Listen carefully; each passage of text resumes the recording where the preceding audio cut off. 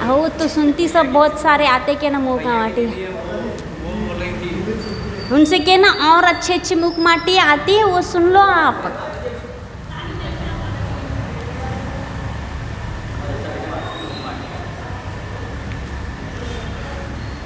कुछ याद है?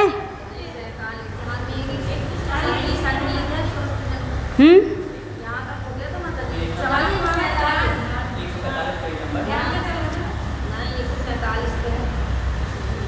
48 सही कि 47? हमारे में तो 48 लगा है। हाँ हो गया था, 47 तो हो गया था ना। ओ घृणा रस ऑटो तक आकर के नीचे आओ, 47 हो गया था। 48वां नंबर कौन सा रस चल रहा है?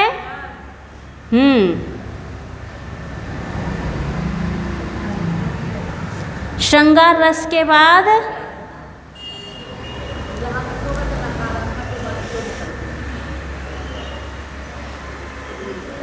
घृणा रस। वह घृणा रस का बताया था कि वह श्रृंगार को छी छी थू थू करते हुए नाक में से पीला पीला हरा हरा वो आ गया बाहर, और वह ओंठों तक आकर के ऊपर के ओंठों से और नीचे के ओंठों तक भी आ गया था। फिर श्रृंगार की रस ने उसको चाट लिया था, फिर उसको प्रकृति ने एक चाटा लगाया था ना। फिर वहाँ इस प्रकार के देख करके वहाँ की चाटा क्यों लगाया था तुम? वह श्रृंगार रस ने कि बाल जैसी क्रियाएं की थी। जैसे बालक गंदी चीज़ें खाते हैं तो माँ क्या करती है?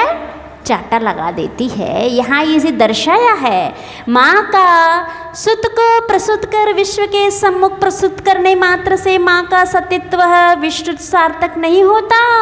प्रत्युत संतान की सुसुप्त शक्ति को सचेत और 100% सशक्त साकार करना होता है सत्संस्कारों से। क्या कह रहे हैं? ये तो हो गया था, माँ का जन्म देना मात्र से उसका कर्तव्य पूरा नहीं होता है।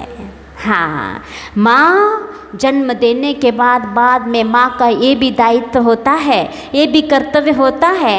यदि बच्चा गलत काम करता है तो वहाँ टोकना और उसका निग्रह माने डांट करना, डांट फटकार करके रखना, ये माँ बाप का कर्तव्य होता है। कहते हैं 5 साल तक तो लाड प्यार करना चाहिए और 5 से 15-16 साल तक डांट के रखना चाहिए। फिर 16 साल के बाद मित्रवत व्यवहार करना चाहिए। और यदि 5 साल के बाद 15-16 साल तक यदि बच्चों को डांटेंगे नहीं गलत काम करने से, तो वह बच्चा कभी भी सुसंस्कारित से संस्कारित नहीं हो पाएगा। वह गलत मार्ग पकड़ेगा और डांटेंगे नहीं, वही छोटी छोटी गलतियाँ एक दिन और बड़े बड़े काम भी वह कर सकता है।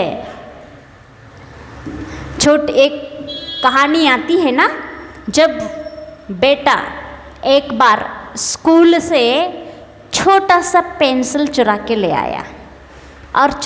आया और माँ को पता चल गया कि ये पेंसिल तो मैंने नहीं दिलाई थी, और ये पेंसिल आई कहाँ से? तो बेटा से पूछा ये पेंसिल कहाँ से? तो बेटा कहता है कि ये पेंसिल मैं अपने बाजू वाले दोस्त के जेब में से ले आया हूँ बिना बताए। माँ उस समय कुछ भी नहीं बोलती है, चुप रहती है। और इस प्रकार से वह पहला कदम था उसका कि किसी के जेब में से किसी की वस्तु बिना पूछे लाने का। और उस पहले कदम में पहले बार में एक माँ ने कुछ नहीं बोला, और ऐसे करते करते उसको अच्छी लगी। जब घर में माँ इतनी संपन्न नहीं थी, इसीलिए वह जो चीज़ चाहिए पड़ती थी उसको तो धीरे धीरे आदत पड़ गई और वो चोरी करने लगा। और बाद में ऐसा हुआ कि बड़े बड़े डाका डालने लगा और डाकू बन गया। तब उस बड़े बड़े डाका डालने से एक बार पकड़ा गया। पकड़ा गया और पुलिस ले गई और इतना हद तक उसने काम कर दिया कि उसको फांसी की सज़ा तक मिलने का हो गया। तब वो कहता है कि मुझे फांसी देने के पहले एक मेरी भावना है कि मेरे माँ से मिला दीजिए। वह माँ आती है और माँ से कहता है, माँ को एक चाटा मारता है। कौन? वह बेटा। वो कहता क्यों?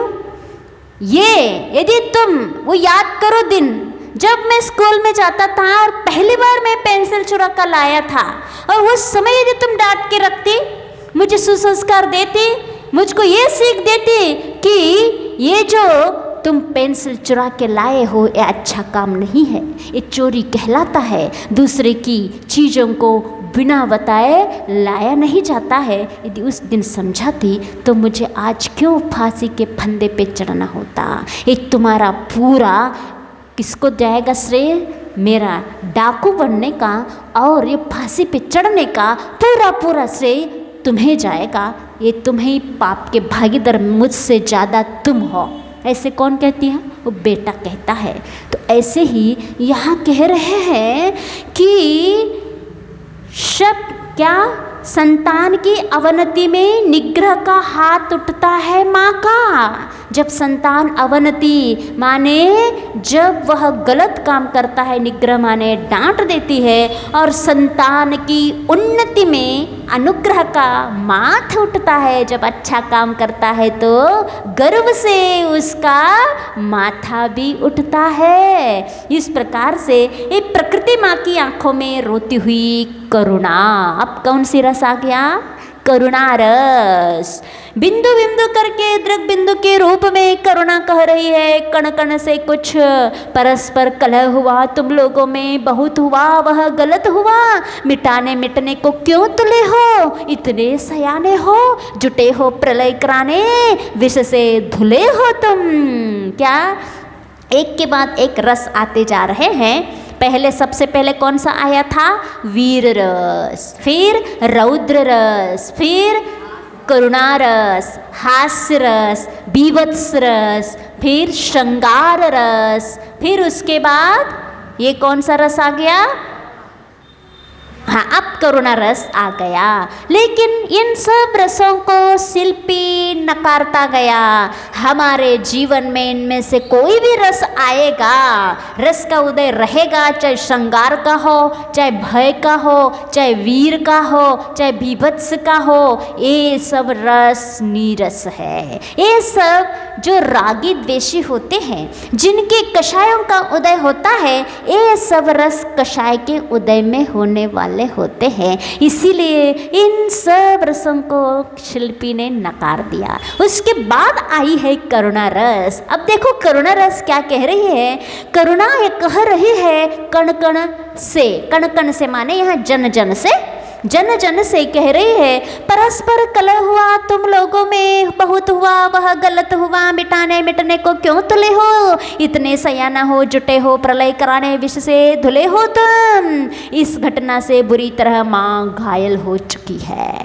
प्रकृति माँ घायल हो चुकी है। किससे घायल हो चुकी है? श्रृंगार रस कहता है मैं श्रेष्ठ हूँ, और हास्य रस कहता मैं श्रेष्ठ हूँ, रौद्र रस कहता मैं श्रेष्ठ हूँ, वीर रस कहता मैं श्रेष्ठ हूँ। इस प्रकार से एक दूसरे में तुम मिटने मिटाने के तुले हो। तुम लोगों के लड़ाई के बीच में करुणा एक माँ घायल हो गई, प्रकृति माँ घायल हो गई है। जीवन को मत रण बनाओ, प्रकृति माँ का व्रण सुखाओ। ये लड़ते हुए, तुम्हारे दुख देखते हुए, ये झगड़ा देख करके प्रकृति माँ के अंदर जो घाव पैदा हुआ है, उस घाव को मिटाने का प्रयास करो। ये तो एक प्रकृति माँ और रसों को बेटा बना दिया है। ऐसे ही एक घर में 2 बेटा 3 बेटे, एक बेटा बेटी होती है, तो वहाँ ऐसा कलंक, ऐसा झगड़ा,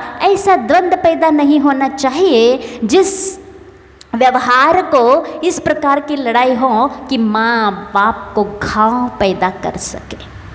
तो ये माँ बाप का व्रण चुकाओ, क्या जीवन को मत रण बनाओ, माँ प्रकृति माँ का व्रण सुखाओ। तुमने गर्भकाल से लेकर के माँ को तो इतना व्रण माने घाव पैदा किया है, उसको तो चुकाना तो ठीक, उसको मिटाना तो ठीक, और जितने बड़े होते जा रहे हैं और व्रण को बड़ा बनाते जा रहे हो, ऐसे पूत से क्या मतलब, वो पूत सपूत नहीं, वो कपूत कहलाता है। तो उन ऐसे पूतों से कह रहे हैं तुम व्रण सुखाओ माँ का, जो व्रण जो घाव पैदा किया है, ऋण भी होता है, माँ का बहुत बड़ा ऋण हुआ करता है। आखिर असल में माँ बाप का ऋण कोई चुका नहीं सकता है। कहते हैं माँ बाप का ऋण यदि चुकाना चाहते हो तो जो दीक्षा धारण कर लेता है वही माँ बाप का ऋण चुका सकता है। क्योंकि जब वैराग्य होता है तब तो लगता है मोह के कारण माँ बाप का व्रण और बड़ा हो गया है, मोह के कारण। लेकिन वही यदि अपनी दृढ़ता दिखा करके साधक साधना में बढ़ जाता है, उस समय फिर वो साधना रत हो जाता है। कहते हैं इस प्रकार के उसके व्यक्तित्व को, उसकी साधना को देख करके फिर माँ बाप का जो सर उठता है तब उनके मुंह से निकलता होगा कि हाँ बेटा तुमने मेरे कोक को धन्य किया, जन्म देकर मैं धन्य हो गई, तुमने ऐसे राह को अपना लिया। कहते हैं एक घर से कोई संतान घर से निकलता है, 5-5 पीढ़ी तक वहाँ की धर्म ध्यान में लगी रहती है। उनकी एक जन यदि निकलता है तो उनकी जो भी परंपरा, उनकी मामा मौसी बुआ चाचा चाची सब उसमें लिंक में आ जाते हैं। ऐसे कई है, देख लेना बुंदेलखंड में आप जाके, ऐसे ऐसे नगर हैं कि एक एक घर में एक निकल गया तो उनके पूरे परिवार के लोग उनके अनुव्रती बन जाते हैं और व्रती भी बन जाते हैं, उन्हीं के पद चिन्हों पर चलते हैं। एक जन की दृढ़ता के कारण 5-5 पीढ़ी तक धर्म ध्यान करने का अवसर ये उनको मिलता है। तो इस प्रकार के काम होना चाहिए। सदैव बनो, अदय पर दया करो, अभय बनो, माने इतनी सदैव बनो, दयावान बनो, अदयों पर भी दया करो। क्या अदय कौन है? जो क्रूर होता है वो अदय कहलाता है।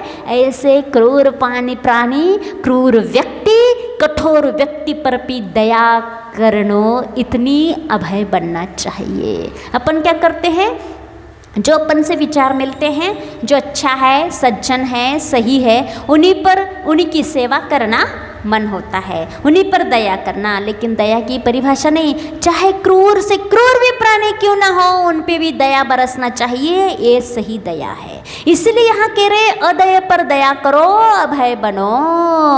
ये नहीं देखना चाहिए, दया ये नहीं देखती एक कौन प्राणी है, इसका नेचर क्या है। यदि किसी के ऊपर कोई संकट में है, परेशानी में है, तो यदि सही उसका दया का दिल दया का है तो रो पड़ेगा। वो स्वार्थ नहीं है, वहाँ किसी भी प्रकार से कषाय काम नहीं करती है, निस्वार्थमय है, किसी भी अपेक्षा नहीं है उसके अंदर, मात्र निस्वार्थमय यदि उसकी करुणा है तो वो ये नहीं देखेगी अड़ोस वाला है या पड़ोस वाला है, एक राह चलता हुआ है या रिश्तेदार है, कोई भी परेशानी है तो उसकी दया उमड़ आएगी, क्रूर भी क्यों ना हो। यदि कोई क्रूर जंतु भी यदि परेशानी में पड़े हो तो भी उसके ऊपर दया करेगा। ये नहीं सोचेगा हम इसको ठीक कर देंगे तो इसके बाद यही हमें खा लेगा, ये दया नहीं सोचती है। दया बस ये सोचती है कोई भी प्राणी हो हमें इसकी सहायता करना है, परेशानी में पड़ा है उसकी परेशानी हमें दूर करना है। इसलिए कह रहे हैं सदैव बनो, अदय पर दया करो, अभय बनो, सभय पर किया करो अभय की अमृतमय वृष्टि, सदा सदा सदाशय दृष्टि रे जिया समष्टि जिया करो।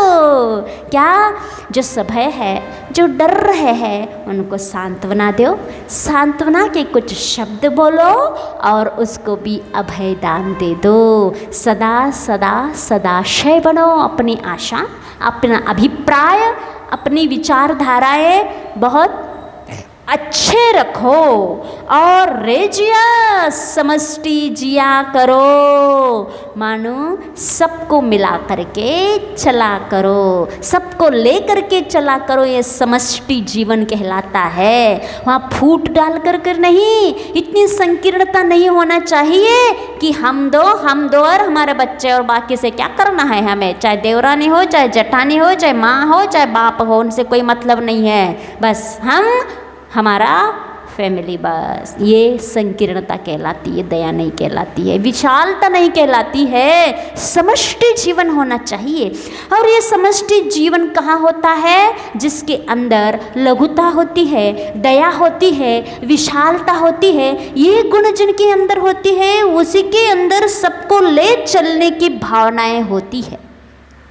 जीवन को मत रण बनाओ, प्रकृति माँ का ऋण चुकाओ।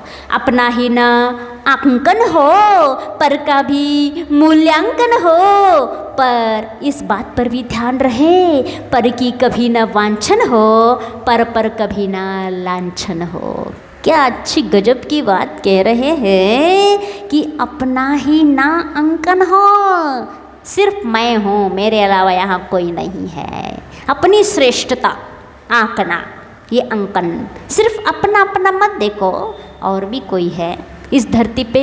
हर जीव है, हर आत्माएं हैं। जैसे हम चाहते हैं ऐसे सामने वाला भी चाहते हैं। हम मान सम्मान चाहते हैं तो सामने वाला भी चाहता है। हम दूसरों से अपेक्षा रखते हैं कि हमसे पूछे तो वो भी तो चाहता है। हम अपेक्षा रखते हैं वो हमारे साथ अच्छा व्यवहार करे, अच्छे बोले, तो वो भी तो चाहता है कि आपके बस भावनाएं होती हैं, उस सामने वाले की कुछ भावना नहीं होती। इसलिए कह रहे ये छोड़ो, अपना बस अंकन न हो, पर का भी मूल्यांकन हो। माने उदार दृष्टि रखो, उसका मूल्य करो, सामने वाले व्यक्ति का मूल्य करना सीखो। अनादर नहीं, आदर करना सीखो। पर इस बात पर भी ध्यान रहे, पर की कभी ना वांछन हो, दूसरे की कभी भी वांछन नहीं होना चाहिए, यानी दूसरे से अपेक्षा नहीं। हमने तो इतना अच्छा बोलते हैं, हम हर बार बोलते हैं, वो एक बार भी नहीं बोलते हैं। हम हर बार बुलाते हैं, वो एक बार भी बुलाते नहीं है। हम उनके घर जाते हैं, वो देखती तक नहीं। ये वांछन नहीं, ये अपेक्षा नहीं।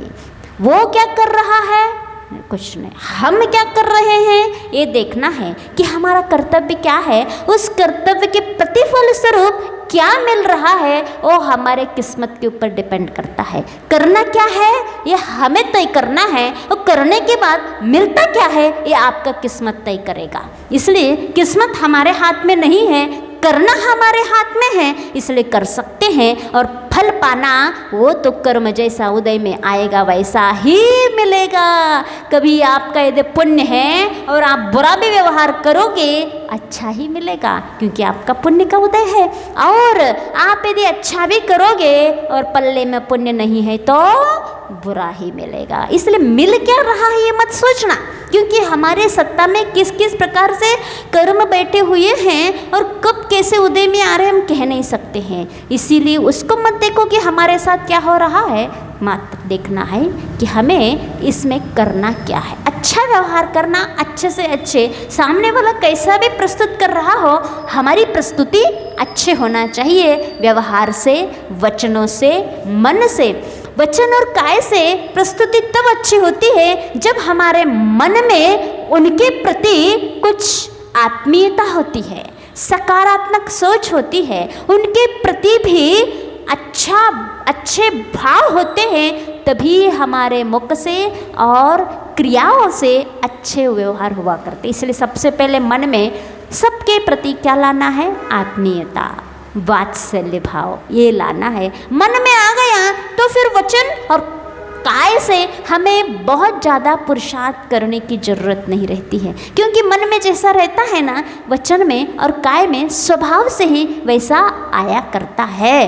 तो इस प्रकार से हमें पर के कभी वांछना न, और पर कभी ना लांछन। माने दूसरों की दोष मत देखो। लांछन क्या, लांछन मत लगाओ, वो उसकी बुराई मत करो, बुराई मत देखो, ये लांछन कहलाता है। यदि देखो हमारे परिणाम निर्मल बने रहे और विशुद्ध बने रहे तो हमेशा हमेशा दोषों की ओर नहीं, गुणों की ओर दृष्टि ले जाओ।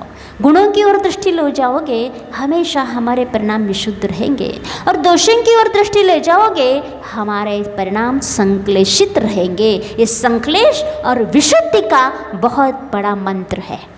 कभी जब भी देखोगे तो क्या देखना, गुणों को देखना, फिर देखना अपने परिणामों को कितने आह्लादित होते हैं। गुणों को देखने से होते कि नहीं होते, गदगद हो जाते हैं, कितने अच्छे हैं, इनके संस्कार कितने अच्छे हैं, इनके बोल कितने अच्छे हैं, इनके व्यवहार कितने अच्छे हैं, इनके गुण कितने अच्छे हैं, इनकी सामंजस्यता अच्छी है। ये सब अच्छा ही अच्छा है। देखो तो हमारे अंदर अच्छे निर्मलता आएगी कि नहीं आएगी।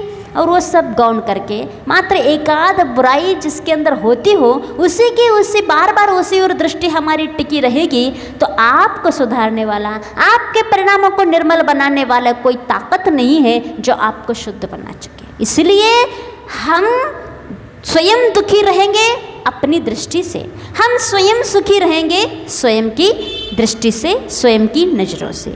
जीवन को मत रन बनाओ प्रकृति माँ का न मन दुखाओ। इस प्रकार से यहाँ ये करुणा रस कह रही है। करुणा में आकर के कल थोड़ा सा आप समय से, क्योंकि सूर्यास्त आजकल बहुत जल्दी जल्दी हो रहा है ना, कल से सही 6:15 बजे आ जाना, ठीक है ना। समय घड़ी से मतलब नहीं, हमें बाहर के सूर्यास्त से मतलब है।